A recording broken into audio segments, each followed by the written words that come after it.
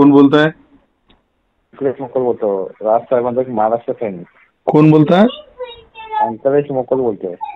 अंकलेश मोकल. अंकलेश मोकल. हा बोला.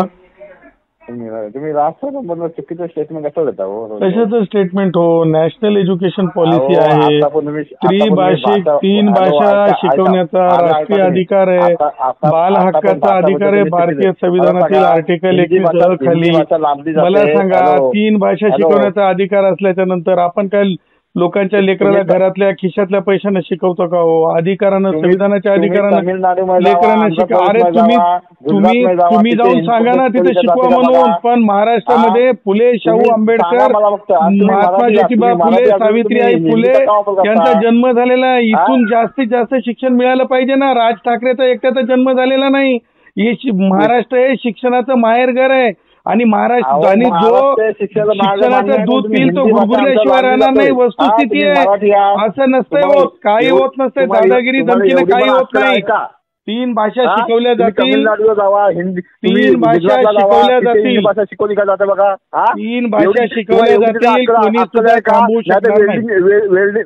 वेल्डिंगची चष्मा मारून फिरता आणि राष्ट्रभर चुकीचं स्टेटमेंटला उद्या तुमच्या घरावर हल्ला आला तुम्ही जिम्मेदार तुम्ही असतात. माझ्या घरावर हल्ला करण्याची धमकी द्यायची नाही. मला भीती वाटत नाही.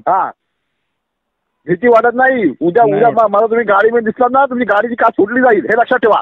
प्रत्येक महाराष्ट्रासाठी तुमच्यावर रागाने बघणार आहे. तुम्ही अशा धमक्या देऊ नका. संविधानिक बाजू मांडताना तुम्हाला एवढं पण समजत नाही का? हिंदी भाषा लादली जाते आपल्यावर. कुणी सांगितलं तुम्हाला? राज ठाकरेंचं पत्र वाचलं का तुम्ही?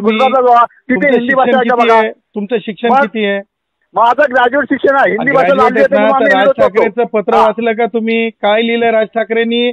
अगोदर तर हिंदी भाषेला विरोध केला, आता तर म्हणते की तिसरी भाषाच नाही शिकवली पाहिजे. अरे चाइल्ड सायकोलॉजिस्टला विचारा ना जाऊन.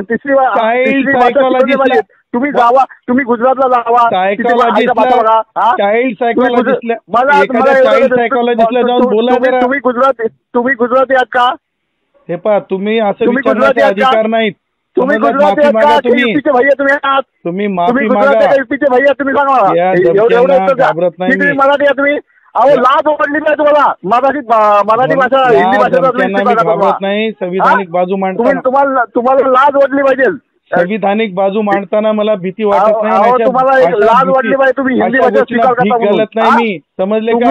तुम्हाला मी लास्ट आम्ही राज साहेबांवर आता चुकीचे जे स्टेटमेंट राज ठाकरेंना सुधारायला सांगा. राज